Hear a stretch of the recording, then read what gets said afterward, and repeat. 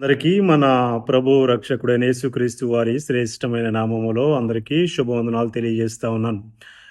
గడిచిన 4 దినాలు మొదటి 11 అధ్యాయాలు మనం ధ్యానించి ఉన్నాం. అలాగే 5వ రోజుకు మనం చేరుకున్నాం. అలాగే 5వ రోజు 12, 13, 14 అధ్యాయాలు మన ముందున్నాయి. కాబట్టి వీటిని మనం ఆలస్యం లేకుండా వీటిని ధ్యానించడానికి ప్రయత్నిద్దాం. చిన్న ప్రార్థన చేసుకుందాం. దేవుడు మనకి మంచి జ్ఞానంతో నింపి ఈ 13, 14 12, 13, 14 అధ్యాయాలు ఎటువంటి సంగతులున్నాయో మనకు నేర్పులాగున మహాపరిశుద్ధుడు, ప్రేమగల తండ్రి, నీ ఘనమైన నామమునకు లెక్కలేని స్థుతులు, స్తోత్రాలు చెల్లించుకుంటున్నాం. నేను గడిచిన 4 దినాలు 11 అధ్యాయాల దాకా మేము నేర్చుకొని ఉన్నాం. అలాగే 12, 13, 14 అధ్యాయాలు మా ముందున్నాయి. నేను ప్రతి ఒక్క మాటను ఈ అధ్యాయాల్లో ఎటువంటి నీ ఆత్మీయ పాఠాలు మాకు నేర్పమని, ఆయన సరిగా బోధించే కృప నాకు దయచేయమని, అలాగే నీ బిడ్డలు వినులాగని కృప దయచేయమని ప్రార్థన యేసు అతి పరిశుద్ధ నామములో అడిగి వేడుకుంటున్నాను పరమ తండ్రి. ఆమేన్, ఆమేన్. 12, 13, 14 అధ్యాయాలు 11వ అధ్యాయాలకు వచ్చేసరికి మనకి అక్కడ ఆఖరికి అబ్రహాం యొక్క పరిచయం మనకు కనబడుతుంది.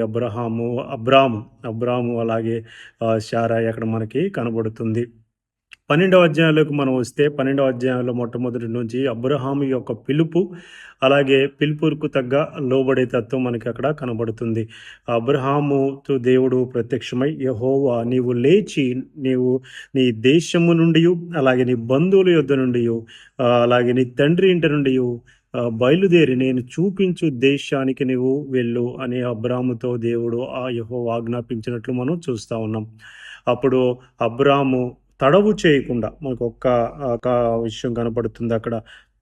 నేను నిన్ను గొప్ప జనముగా చేస్తాను, నిన్ను ఆశీర్వదించేవారు ఆశీర్వదింపబడతారు, అలాగే నిన్ను వారు శపింపబడతారు అని అబ్రాహాముతో వాగ్దానం చేసినట్లు మనం చూస్తున్నాం. అక్కడ ఎలాగైతే దేవుడు ఆజ్ఞాపించినాడో అదే రీతిగా నోవాహు చేసినట్లు అబ్రాహాము కూడా ఎప్పుడైతే దేవుడు ఈ మాట చెప్పి ఉన్నాడో అది అబ్రాము తడవు చేయకుండా చూపించిన దేశానికి, కనాను దేశానికి బయలుదేరడానికి అబ్రహాము సిద్ధపడి ఇష్టపడినట్లు మనం చూస్తూ ఉన్నాం. అక్కడ మొదటి వచనాల్లో మనకు తెలుసు, తనతో పాటు తన సహోదరుడైన కుమారుడు లోతును కూడా వెంటబట్టుకొని తీసుకెళ్తున్నట్లు మనం చూస్తూ ఉన్నాం.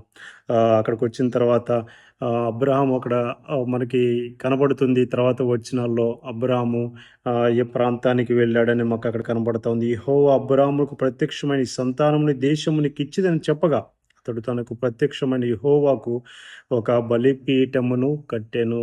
కాబట్టి రెండింటికి చాలా డిఫరెన్స్ ఉండి, నోవాహు ఎప్పుడైతే రక్షింపబడ్డాడో దాని తర్వాత బలిపీఠం కట్టినట్లు చూస్తున్నాం. అది తప్పు నేను అనట్లేదు, కానీ కృతజ్ఞతగా నోవాహు ఎలా అయితే కట్టాడో ఇక్కడ అబ్రహాముకి ఇంకా వాగ్దానం నెరవేరలేదు, కానీ దేవుడు వాగ్దానం ఇచ్చాడు. తర్వాత ఏం జరుగుతుందని అబ్రహాముకు తెలియదు, కానీ తెలియక మునిపే అబ్రాము అక్కడ బలిపీఠము కట్టి దేవుణ్ణి యెహోవా నామమున ఆరాధించడం మొదలుపెట్టాడు.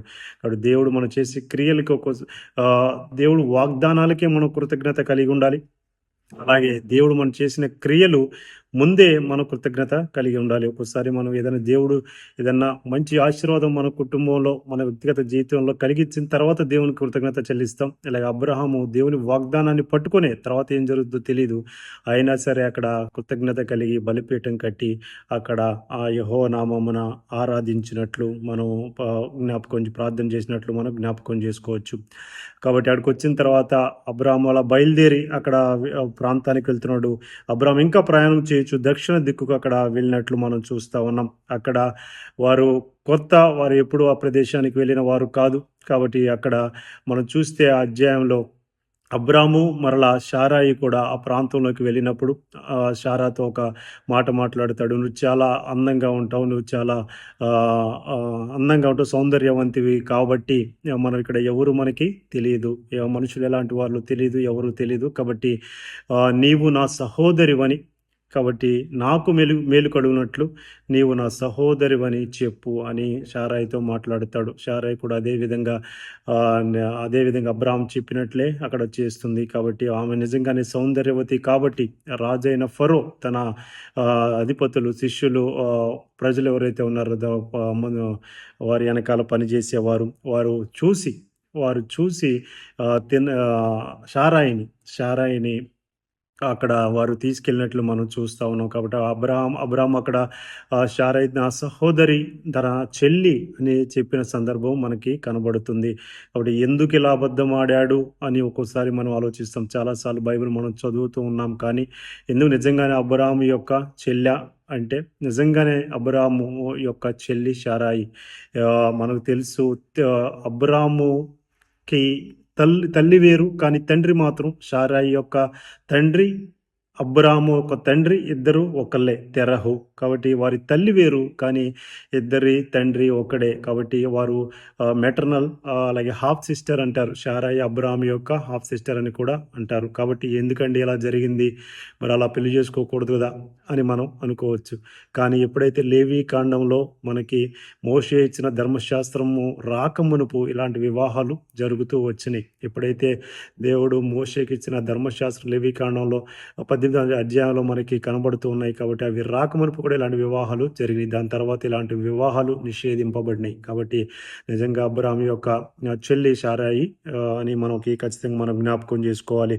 కాబట్టి దాని తర్వాత అబ్రాహాముతో ఫరో మాట్లాడుతూ, నీది ఈ షారాయి నీ చెల్లి కాదు కదా, ఎందుకు నాతో అబద్ధమని, సహోదరిని కాదు కదా, ఎందుకు నాతో అబద్ధమాడావు అని మాట్లాడతాడు. అక్కడ షారాయిని బట్టి, తన భార్యను బట్టి ఫరోకి చాలా మహావేదనలు కలిగినాయి అని మనకి అక్కడ కనబడుతుంది.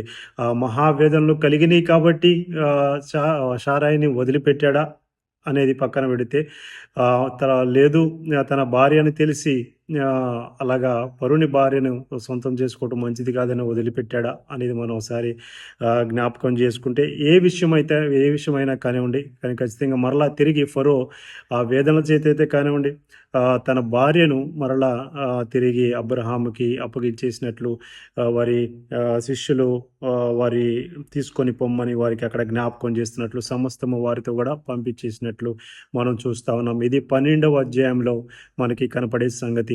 ఎప్పుడైతే అబ్రహాము దేవుని మాటకు మరలా లోబడ్డాడు, తనని గొప్ప వాగ్దానం ఇచ్చాడు. మనమందరం కూడా అబ్రహాము యొక్క సంతానం అని మాట్లాడుకోవటంలో ఇక అతిశయోక్తి కాదు, కానీ మనం అందరం అబ్రహాం సంతానం అని మీకు ఖచ్చితంగా జ్ఞాపకం చేస్తా ఉన్నాం. అంటే 13వ అధ్యాయంలో కూడా మనం వెళ్తే, 13వ అధ్యాయంలో ఒక మాట మీకు జ్ఞాపకం చేస్తాను. అబ్రాము తనకు కలిగిన సమస్తమును, తన భార్యను, తనతో కూడిన లోతును వెంటబడుకుని ఐగుప్తు నుండి నెగెబునకు వెళ్ళెను. కాబట్టి ఇక్కడ మనం జ్ఞాపకం చేసుకుంటే, అక్కడ 13వ అధ్యాయంలో మనకు తెలుసు అబ్రాహాముకి అప్పటికే చాలా ధనవంతుడై ఉన్నాడు. అలాగే లోతు కూడా, తన సహోదరుడి కుమారుడు లోతు కూడా మంచి ఆస్తి కలిగినట్లు మనం చూస్తున్నాం. కాబట్టి వీరు అక్కడ నివసించడానికి వీరి ఆస్తి ఎక్కువైనందున, అలాగే వీరు సంపద ఎక్కువైనందున ఒకే ఆ చిన్న ప్రాంతంలో వారు నివసించడానికి వీలు పడలేదు. కాబట్టి అబ్రహాము మాట్లాడుతూ, నీ ఆస్తి అలాగే ఇది ఒక కారణమైతే, వారి గొర్రెల మందకి కాపరులకి, వీరి లోతుకు గొర్రెల మందల కాపరులకి ఇద్దరికి కలహము జగడము అక్కడ వచ్చినట్లు మనం చూస్తా ఉన్నాం. కాబట్టి అటువంటి సందర్భాల్లో అబ్రహాము లోతో మాట్లాడుతూ మనం ఇంకా కలిసి ఉండటం అంతా శ్రేష్టకరమైంది కాదు. కాబట్టి నీకు సంపద ఉంది, నాకు సంపద ఉంది, కాబట్టి నీవు వేరే మార్గము చూసుకో అని అబ్రాహాము లోతుతో మాట్లాడుతున్నప్పుడు, నీవు కుడివైపు వెళితే నేను ఎడం వైపు వెళ్తా, నేను ఎడం వైపు వెళ్తే కుడివైపు నేను వెళ్తా అని అబ్రహాము లోతుకే తన నిర్ణయాన్ని, నువ్వు ఎటైనా వెళ్ళు, కాబట్టి దేవుడు నాకు ఒక వాగ్దానం చేసినాడు, దేవుడు నన్ను ఎక్కడున్నా దీవిస్తాడు అనే వాగ్దానం భరోసాతో దేవుడు అబ్రాహాము అదే విషయాన్ని లోతుతో జ్ఞాపకం చేసినప్పుడు, లోతు అక్కడ యోర్దానుని, అక్కడ దూర ప్రాంతం నుంచి యోర్దాను చూస్తూ అక్కడ మంచి పంట పొలాలకి, మంచి పర్యావరణానికి అక్కడ వాతావరణం కలిగి ఉంటుంది, నీళ్లు పారు దేశము. కాబట్టి ఆ యోర్దానుని ఎంచుకోవడానికి లోతు ఇష్టపడ్డాడు. కాబట్టి తర్వాత అబ్రాము కనానులోనే ఉండిపోయిన సందర్భం మనకి అక్కడ కనబడుతుంది. కాబట్టి అక్కడికి వెళ్ళిపోయిన తర్వాత లోతు కూడా అబ్రామును విడిచిపోయిన తర్వాత, యెహోవా ఇదిగో నీ కన్నులెత్తి నీవు ఉన్న చోట నుండి ఉత్తర తట్టుకు, దక్షిణ తట్టుకు, తూర్పు తట్టుకు, పడమర తట్టుకు చూడుము. అక్కడ మరొకసారి మరలా అబ్రాముతో దేవుడు వాగ్దానం చేస్తున్నాడు, యెహోవా వాగ్దానం చేస్తున్నట్లు మనం చూస్తా ఉన్నాం. ఈ జనము నువ్వు ఎటు వెళ్తే అటు, నలు దిక్కులా కూడా నువ్వు ఎటు వెళ్తే అటు నేను అక్కడ ప్రాంతాన్ని దీవిస్తాను, నీ జనమును ఇసుక రేణువుల వలె నేను తీర్చిదిద్దుతానని మరొకసారి అక్కడ వాగ్దానం చేస్తున్నట్లు మనం జ్ఞాపకం చేస్తాం. అలాగే ఆఖరి వచనంకి వచ్చేసరికి 13, 18 అప్పుడు అబ్రాము తన గుడారమును తీసి హెబ్రోనులోని మమ్రే దగ్గరున్న సింధూర వృక్షమున వృక్ష వనములోకి దిగి అక్కడ యెహోవాకు బలిపీఠము కట్టెను. కాబట్టి పాత నిబంధన కాలంలో అబ్రాహాము కాలం నుంచి కూడా ఎక్కడైతే ఈ ప్రాంతం మారుతున్నారు, ఒక్కొక్క పనుల నిమిత్తం బయటికి వెళ్తూ ఉంటారు. వారు వెళ్ళినప్పుడు వారి గుడారమే బలిపీఠం అంటే అప్పటి కాలంలో ఒక చిన్న గుడారం వేసుకొని ఉండేవాళ్ళు. కాబట్టి అక్కడ తీసేయటం, మరలా వేరే ప్రాంతానికి వెళ్ళినప్పుడు దేవుణ్ణి ఆరాధించుకోవడానికి మరొక గుడారాన్ని వారు ఏర్పాటు చేసుకొని దేవునికి అక్కడ ప్రార్థన చేయటం మనం అక్కడ చూస్తూ ఉన్నాం. కాబట్టి ఇక్కడ మనకి లోతుకి అలాగే అబ్రాహాముకి 13వ అధ్యాయంలో మనకు కలహం వచ్చినట్టు, వారు దూరం అయినట్లు మనం చూస్తున్నాం. అలాగే అక్కడ అబ్రాము, మీకు ఇంకో విషయం లోతుగా జ్ఞాపకం చేస్తా. అబ్రాము వెళ్ళి లోతుకి 2 అవకాశాలు ఇస్తున్నాడు. మనకు కూడా ఆత్మీయ పాఠంలో మనం నేర్చుకోవాలంటే దేవుడు కూడా మనకి 2 అవకాశాలు, ప్రతి దగ్గర 2 పాసిబిలిటీస్ అంటారు, 2 ఛాన్సెస్, 2 అవకాశాలు దేవుడు ఇస్తాడు. నీవు సరైన మార్గం ఎంచుకుంటావా, చెడు మార్గం ఎంచుకుంటావా? దేవుడు ఆ వివేకం మనకి కలగజేస్తున్నాడు. మనం మొదటి అధ్యాయంలో మనం చదివి ఉన్నాం.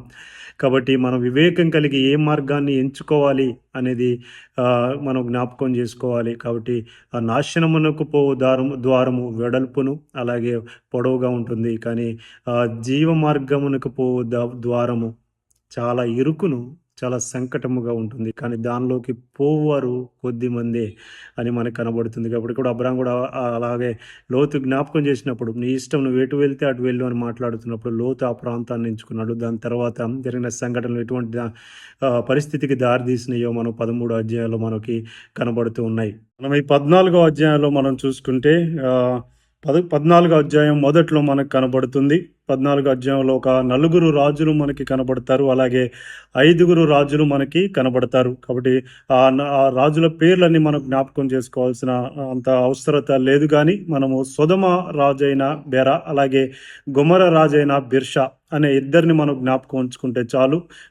కాబట్టి వారితో యుద్ధము చేసినప్పుడు, అలాగే ఈ 4 రాజులు 5 రాజులతో యుద్ధము చేసి అలాగే పోరాడి వీరు 5 రాజులను వారు ఓడించినట్లు మనం చూస్తూ ఉన్నాం. కాబట్టి ఈ ఇద్దరు సుధమ, అలాగే కొంతమంది అక్కడ ఆ ప్రాంతంలో ఎక్కువ గుంటలు ఉండేవి, కాబట్టి అక్కడ మట్టి కీలు ఎక్కువ ఉండేవి, కాబట్టి వారు ఆ గుంటలో పడి వారు తప్పించుకున్నట్లు మనం చూస్తూ ఉన్నాం. దాని తర్వాత అదే 13వ అధ్యాయం మనకు తెలుసు. అలాగే ఎప్పుడైతే లోతు సుధమ ప్రాంతాన్ని ఎంచుకొని అక్కడ కాపురం ఉండటం మనకి అక్కడ చూస్తూ ఉన్నాం. కాబట్టి వారు యుద్ధము చేసిన తర్వాత, ఈ రాజులందరూ పారిపోయిన తరువాత వారందరూ అక్కడి సంపదను, వారి ఆస్తిని, వారి ఆహారము, వారి స్త్రీలను, మనుషుల్ని కూడా వారు తమ వెంటబెట్టి తీసుకెళ్ళినట్లు మనం చూస్తున్నాం. అలాగే అదే రీతిలో లోతు అక్కడే కాపురం ఉన్నాడు గనుక లోతు కూడా అక్కడ వారితో పాటు బందీ అయిపోయినట్లు మనం చూస్తూ ఉన్నాం.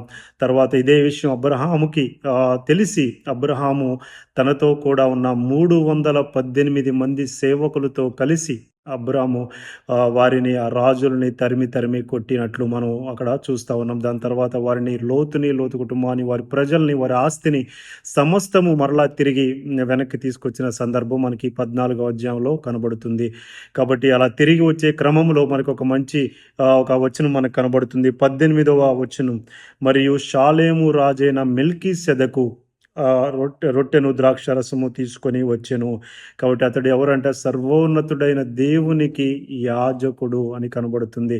తర్వాత ఎప్పుడైతే అబ్రాహాము తిరిగి వచ్చాడో అప్పుడు మెల్కీసెదెకు అక్కడ సర్వోన్నతమైన దేవుడు నీ శత్రుల నుంచి విడిపించిన నీ దేవుడు స్తుతింపబడును గాక అని, తర్వాత అక్కడ దేవుణ్ణి ఆ పరిస్థితిలోంచి విడిపించిన ఆ దేవాతి దేవుణ్ణి యెహోవాను వారు కీర్తిస్తున్నట్లు, ఆయన నామాన్ని హెచ్చిస్తున్నట్లు మనకు అక్కడ కనబడుతుంది. దాని తర్వాత అబ్రాహాము కృతజ్ఞతతో 10వ వంతు అక్కడ మెల్కీసెదెకుకు అక్కడ అర్పించినట్లు మనం చూస్తున్నాం. కాబట్టి మన బైబిల్లో 10వ భాగం 10వ వంతు అనేది మనకి ఇక్కడ తర్వాత నూతన నిబంధనలో మనకి మెల్కీసెదెకు క్రమము చొప్పున అని మనకు కనబడుతుంది. మనం అక్కడికి వెళ్ళినప్పుడు అది మనం ధ్యానించుదాం. కాబట్టి 10వ వంతు అనేది బైబిల్లో 10వ వంతు అర్పించాలి, లేదంటే దశమ భాగం అని మాట్లాడుతాం మనం. అది మొట్టమొదటి ప్రస్తావన మనకి ఇక్కడ కనబడుతున్నట్లు మనం చూస్తున్నాం. అలాగే బైబిల్లో మొట్టమొదటి యుద్ధ సంబంధమైన చరిత్ర కూడా ఈ 14వ రాజుల మధ్య యుద్ధం కూడా ఇక్కడ మనకి కనబడుతుంది. దాని తర్వాత వారు దేవుని నామాన్ని హెచ్చించి కీర్తిస్తున్నప్పుడు కీర్తించిన తర్వాత సుధమ రాజు తప్పించుకున్న రాజు వచ్చి నా మనుష్యుల్ని నాకు తిరిగివు, అలాగే తిరిగి ఇచ్చినప్పుడు మరలా నీకు తిరిగి నేను ఆస్తిని నా దగ్గర ఉన్న ఆస్తిని నువ్వు తీసుకెళ్ళు అని మాట్లాడుతున్నప్పుడు అక్కడ మరలా అబ్రాహాము మరొకసారి దేవుణ్ణి గుర్తు చేసుకొని ఇక్కడ మంచి మాట చెప్తాడు. సృష్టికర్త అయినా సరే నేనే అబ్రామును ధనవంతునిగా చేసి తినని నీవు చెప్పకుండానట్లు ఒక నూలు పోగైనను చెప్పులు వారైనను నీ వాటిలో ఏదైనాను కొననని ఆకాశమునకును భూమినికి సృష్టికర్త అయిన ఆ దేవాతి దేవుడు సర్వోన్నతుడును దేవుడునైన యెహోవా ఎదుట నేను ప్రమాణం చేసుకున్నాను. కాబట్టి చాలాసార్లు కన్ఫెషన్ అంటారు. ఎక్కడ ఎటువంటి పరిస్థితిలోనైనా, ఏ పరిస్థితిలోనైనా సరే దేవుణ్ణి మనం మరొకసారి జ్ఞాపకం చేసుకోవాలి ప్రతి పరిస్థితిలో కూడా. అప్పుడు అది ఇతరులకి మనకి ఒక సాక్ష్యంగా కనబడుతుంది. దేవుడు మన పట్ల చేసిన, మనము దేవుని పట్ల చూపించే భక్తి మనకి అక్కడ కనబడుతుంది అని మీకు జ్ఞాపకం చేస్తున్నాను. మన దైనందిన విశ్వాస జీవితంలో కూడా మనం అదే ఖచ్చితంగా నేర్చుకోవాల్సిన అవసరం ఉంది. దాని ద్వారా ఇతరులకు కూడా మన దేవుని యొక్క శక్తి, ఆయన యొక్క బలము, ఆయన యొక్క సామర్థ్యము, అలాగే ఆయన యొక్క కృప కనికరాలు మనకి అక్కడ ఇతరులకు కూడా తెలియజేయగలమని మీకు జ్ఞాపకం చేస్తూ, దాని తర్వాత అక్కడ ఎటువంటిది అబ్రహాము స్వీకరించలేదు, ఎటువంటి ఆస్తి కూడా అబ్రహాము స్వీకరించకుండా వారి భాగాలు వారి ప్రజలకి, వారి ప్రాంత ప్రజలకి ఏమేమి చెందవలసి ఉందో అవన్నీ నువ్వు వారికి అప్పగించు చాలు అని అబ్రహాము అక్కడ జ్ఞాపకం చేస్తున్నట్లు మనం చూస్తూ ఉన్నాం. తర్వాత అధ్యాయాల్లో రేపటి దినాన మరలా మిగతా అధ్యాయాల్లోకి మనం ముందుకు వెళ్ళటానికి ప్రయత్నిద్దాం. అలాగే ఇప్పుడు చెప్పబడిన 12, 13, 14 అధ్యాయాల్లో ప్రతి ఒక్క మాటను మనం ప్రతీదీ లోతుగా, దాని ఆత్మీయ పాఠాలు లోతుగా ధ్యానించాలంటే మనకి సమయం సరిపోదు.